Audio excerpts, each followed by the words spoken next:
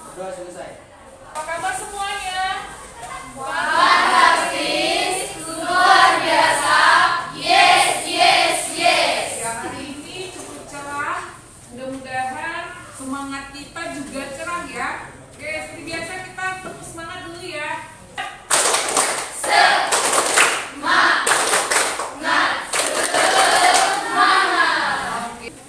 Saya absen dulu.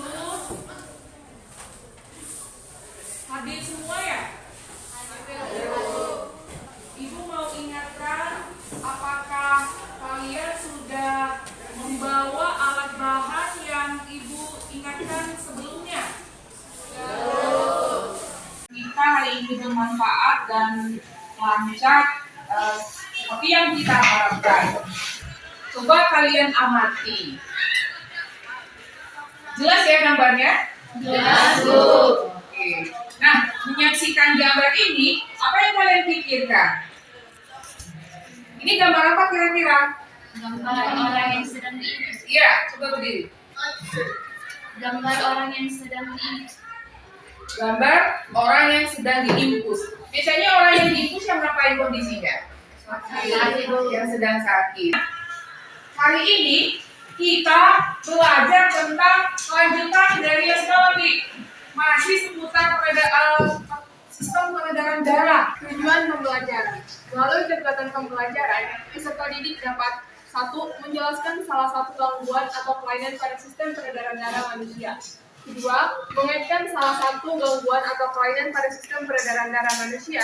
Itulah tujuannya tadi. Nah, Ibu ingatkan lagi. Ibu hari ini tetap ada penilaian. Nanti ada evaluasi kita di akhir pembelajaran. Ini ada artikel. Seperti biasa, Ibu ingatkan kemarin artikel itu adalah sebuah fakta, ya, yang sedang diliput dan diedarkan. Kemudian boleh kita baca di sini. Boleh baca satu orang. Siapa yang mau baca? Malbok Jakarta. Penyakit atau COVID-19 adalah virus yang sangat berbahaya yang dapat menyebabkan penyakit pernapasan yang parah. Iya, ini ada tayangan ini sudah kalian baca tentunya. Ini siapa yang dibahas di sini? Antara COVID dengan penggumpalan darah. Siapa? Antara COVID-19 dan penggumpalan darah. Iya, benar. Nah, kemudian ada lanjutannya. Apa yang menyebabkan stroke dan serangan jantung itu ya? Nah, boleh dibaca lagi. Silakan siapa yang mau baca? Ya, tapi. Kalau kalian berkata, perempuan darah sebenarnya disebabkan penyakit aliran darah. Ternyata yang membuat meninggal itu bukan itu lagi ya, ada faktor baru, penggumpalan darah. Anak-anak tuh perlu nggak penggumpalan darah itu? Kapan? Untuk saat itu. Iya benar. Pada waktu kita terluka, penggumpalan darah itu perlu gitu ya. Nah, ya. Tentang pasien COVID-19, ternyata dia meninggal bukan hanya adanya virus dalam tubuhnya, tetapi juga disebabkan oleh faktor adanya penggumpalan darah yang menyebabkan dia hingga meninggal. Ya, jadi ada pasien COVID, kemudian ternyata yang membuat meninggal itu bukan itu lagi ya, ada faktor baru, penggumpalan darah. Anak-anak itu perlu nggak penggumpalan darah itu? Kapan? Untuk saat itu. Iya benar. Pada waktu kita terluka, penggumpalan darah itu perlu gitu ya. Nah, apakah ini mungkin terjadi kita? Bisa saja. Nah, hari ini saya akan bagi kelompok seperti biasa. Silakan kalian berkelompok sesuai yang kemarin.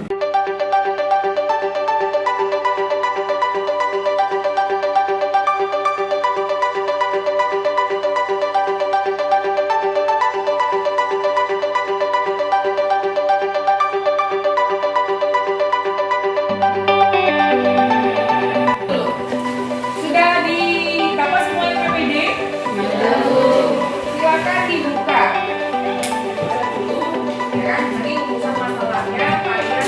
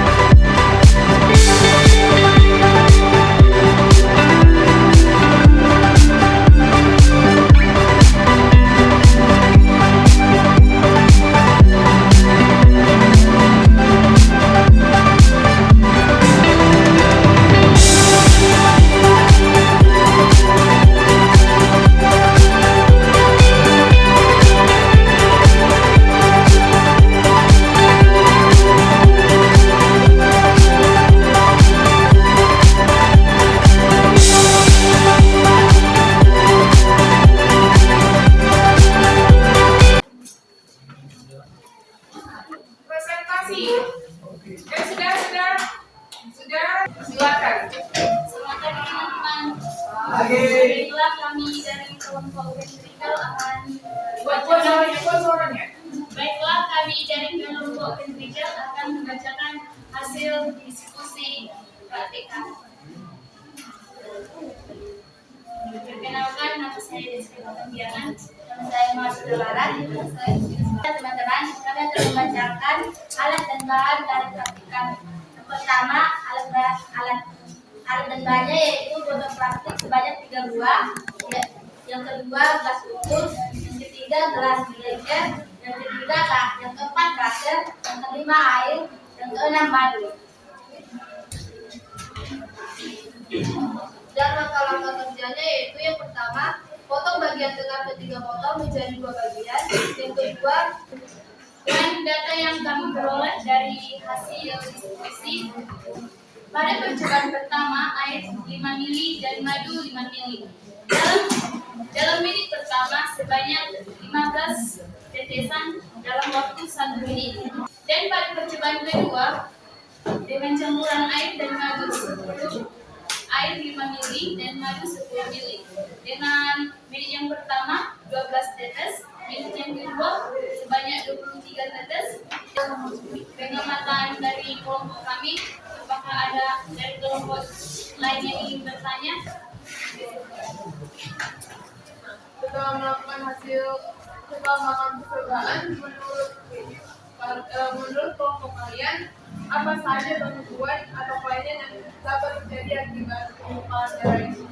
Kami akan menjawab pertanyaan dari kelompok pertama. Pengumpalan darah menyebabkan beragam gangguan kesehatan seperti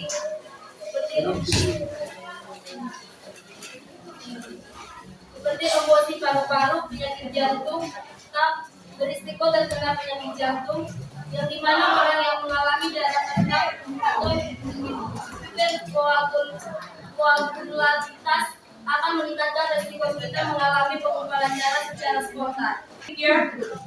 Demikian hasil presentasi kami. Jika ada kekurangan, mohon maaf, kami ucapkan terima kasih. Oke, silakan kembali beri aplaus. Ini kan adalah analogi ya, perumpamaan. Kita sebenarnya mau menguji faktor yang menyebabkan atau bagaimana pengaruh kekentalan darah dengan kecepatan mengalirnya, begitu ya. Nah, kira-kira dari 1, 2, 3 ini mana kondisi yang sebenarnya yang idealnya, yang apa ya maksudnya? Nah, kalau kondisi darah kita mengalir, mana yang lebih bagus? Mengikuti percobaan 1, kedua, atau ketiga? 1. Kenapa? Coba dijawab. Ya boleh. Karena kondisi madu dan airnya seimbang, atau kondisi darah kita saudara merahnya seimbang. Iya, jelas sekali. Kita, kekentalan darah kita ini sudah ada kondisi idealnya, viskositasnya ada, begitu ya. Tapi satu lagi, mohon kesimpulan dulu Nae. Tadi kesimpulan bersama, satu orang lagi diulangi. Ya, siapa yang mau? Percobaan tersebut yaitu percobaan 1, 2, dan 3, kita dapat menyimpulkan bahwa pengumpalan darah sering terjadi disebabkan oleh beberapa faktor, terutama faktor kesehatan yang sangat mempengaruhi kesehatan tubuh kita. Oke, tepuk tangan buat dia. Ya, bagus sekali. Oke, silakan berliterasi, kita sudah praktik, kita lebih baik lagi. Nah, tadi sudah saya ingatkan, kita ada evaluasi. Silakan kalian kerjakan evaluasi ini.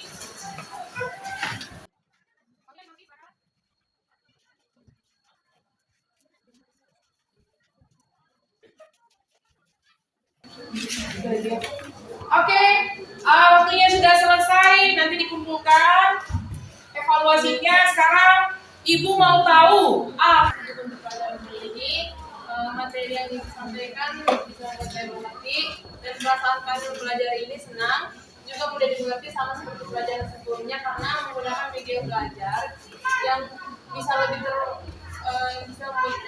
mengerti. Jadi ada bahan buat kami Oke, terima kasih Cecil. Silakan duduk. Oh, dan ibu sekalian, kalian suka tidak praktikum hari ini? Kalian mau ada praktikum selanjutnya? Ya, jadi ke depan kita akan sering berpraktikum karena ini memudahkan kita. Kalian juga bisa saling bekerja sama dan saling interaktif. Jadi sekali lagi terima kasih buat hari ini. Kita harus tetap semangat. Ayo kita beri salam semangat yuk. Salam semangat. Semangat. Semangat. Oke, untuk menutup pertemuan kita hari ini, mari kita berdoa. Siapa yang memimpin doa? Silakan. Sebelum kita menutup pelajaran kita hari ini, marilah kita berdoa terlebih dahulu. Kita berdoa menurut ajaran agama di kita masing-masing. Doa dimulai. Doa selesai. Oke, silakan kembali. Oke, sampai jumpa pertemuan selanjutnya. Kita masuk materi pencernaan. Silakan kalian boleh baca-baca dari buku paket yang sudah ada atau berliterasi dari internet. Oke, sampai jumpa semuanya. Terima kasih.